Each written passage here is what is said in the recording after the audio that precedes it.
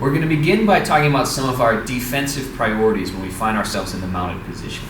So, if my partner advances to mount, my first priority is I want to keep my elbows tight to my body.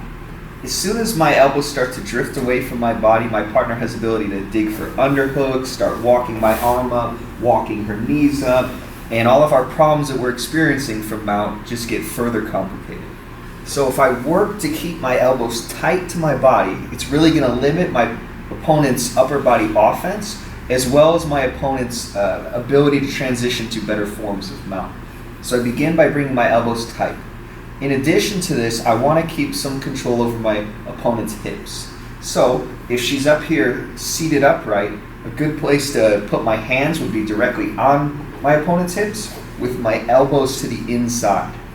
I would prefer, however, to have my opponent's hands on the mat. One way we can do this is we just take a knee behind our opponent's hips, bring it through, and we place our opponent's hands on the mat.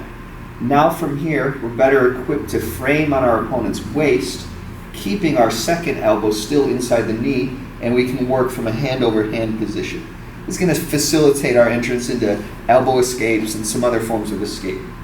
So when my opponent is here, my elbows are tight, I'm keeping track of my opponent's hips, and what this will also help me prevent is my opponent's ability to get chest to chest, or in even worse scenarios, chest to back. I never want to let my opponent have either chest to chest contact without some form of wedge in between, or chest to back contact.